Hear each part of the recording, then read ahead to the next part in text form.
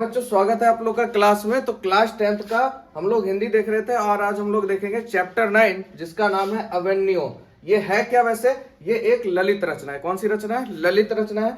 बात करें लेखक की तो लेखक का नाम है अशोक वाजपेयी। लेखक कौन है? अशोक वाजपेयी है। जन्म की बात करें तो 16 जनवरी 1941 ईस्वी में। 16 जनवरी 1941 ईस्वी में। माता का नाम हो गया निर्मला देवी, पिता का नाम परमानंद वाजपेयी। ठीक है, माता का नाम निर्मला देवी और पिता का नाम परमानंद वाजपेयी। आगे बात करते हैं लेखक को अवेन्यू आने का न्योता किसने दिया था। ठीक है, लेखक को अवेन्यू जो गए थे वो किसने दिया था? तो पीटर ब्रुक ने दिया था। किसने दिया था? पीटर ब्रुक ने दिया था। अवेन्यू कहाँ स्थित है?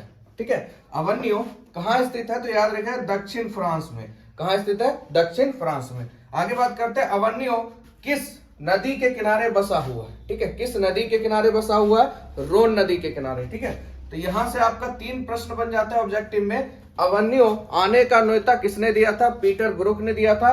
अवेन्यू है कहां भैया? दक्षिण फ्रांस में है। और किस नदी के किनारे है? तो रोन नदी के किनारे बसा हुआ है। आगे बात करते हैं वहीं पे एक ला सत्रुज है जो कि एक ईसाइयों का मठ है। याद रखिए ला सत्रुज क्या है? एक ईसाई मठ है। ठीक है, आगे बात करते हैं लेखक अवेन्यू में 19 दिन रहकर। ठीक है, लेखक अवेन्यू में कितने दिन रहे थे? 19 दिन रहे थे। और 19 दिन में उन्होंने 35 कविताएं और 27 गद्य की रचना की थी।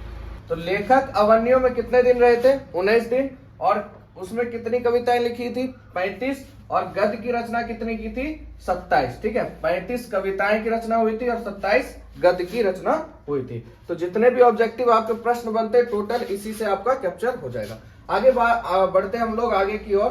तो आगे हमारा बोध और अभ्यास का प्रश्न। ठीक है, तो चलिए पहला प्रश्न है अवेन्यू क्या है और वह कहाँ अवस्थित है। ठीक है, तो अवेन्यू एक पुराना शहर है। याद रखिएगा अवेन्यू क्या? एक पुराना शहर है। वह दक्षिण फ्रांस के रोन नदी के तट पर स्थित है। ठीक है, दक्षिण फ्रांस के रोन नदी के तट पर अवस्थित है।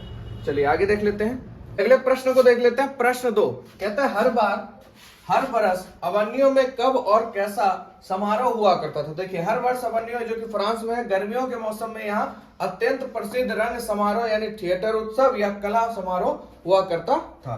अगला प्रश्न है ला सत्रुज क्या है और वह कहाँ अवस्थित है? आजकल उसका क्या उपयोग होता है? तो देखिए ला सत्रुज एक पुराना ईसाई मठ है जो दक्षिण फ्रांस के अवेन्यू शहर में रोन नदी के तट पर स्थित है। आजकल इसका उपयोग एक कला केंद्र के रूप में होता है जहां दुनिया भर के लेखक और रंगकर्मी आकर एकांत में अपनी कला और साहित्य की क्या करते हैं? रचना करते हैं। अगला प्रश्न है प्रश्न 9 मनुष्य जीवन से पत्थर की क्या समानता और विषमता है? मनुष्य जीवन से पत्थर की क्या समानता और विषमता है? देखिए समानता की अगर बात करें तो मानव धैर्यवान होता है, उसके अंदर सहन शक्ति होती है। तो पत्थर भी धर्म से प्राकृतिक आपदा को सहकर धैर्यवान होने का प्रमाण देता है। जिस तरह से मानव धैर्यवान है उसी तरह पत्थर भी अपने आप को प्राकृतिक आपदा से बचाता है, यानी कहने का मतलब वो भी धैर्यवान होने का प्रमाण देता है। अगला है विषमता की बात करें तो मनुष्य प्रार्थना में सिर झुकाता है लेकिन पत्थर नहीं। मनुष्य प्रार्थना में ईश्वर से कुछ कहता है लेकिन पत्थर नहीं कहता है। यही इसकी विषमता है। ठीक है, तो आप लोग समझ गए होंगे। चलिए अगले प्रश्न को देख लेते हैं। चलिए अगले प्रश्न की बात कर लेते हैं। तो नदी के तट पर बैठे हुए लेखक को क्या अनुभव होता है? तो देखिए नदी के तट पर बैठे हुए लेखक को अनुभव होता है कि जल स्थिर है और तट बह रहा है, यानी जल रुका हुआ है और तट क्या हो रहा है? बहते जा रहा है, किनारा बह रहा है। तो नदी के पास होना लेखक को लगता है कि नदी हो जाने जैसा अनुभव होता है। मतलब उनको भी लगता है कि भाई मैं भी नदी हो गया बैठे बैठे, है ना? क्योंकि जिस तरह से धार बहती है और उसको देखते हुए जब आदमी बैठता है तो उसको लगता है वो भी बहते हुए जा रहा है। तो वही चीज यहाँ लेखक को लगा। आगे है नदी और कविता में लेखक क्या समानता पाता है? तो लेखक के अनुसार नदी और कविता दोनों में निरंतर प्रवाह होता है। ठीक है, दोनों में प्रवाह है। नदी भी प्रवाह के हिसाब से चलती है, कविता भी प्रवाह रहती है उसमें, ताकि पढ़ने में अच्छा लगे। ठीक है, जैसे अनेक धाराओं के मिलने के बाद भी कभी जल रिक्त नहीं होता। अनेक धारा से मिलता है जल, ठीक है, उसके बाद भी कभी खाली नहीं होता, रिक्त नहीं होता।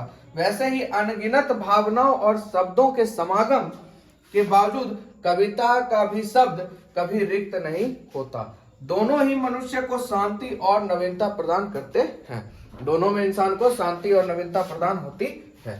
तो ये हो गया आप लोग का चैप्टर खत्म। मिलते हैं आप लोग से नेक्स्ट चैप्टर में। जय हिंद, जय भारत।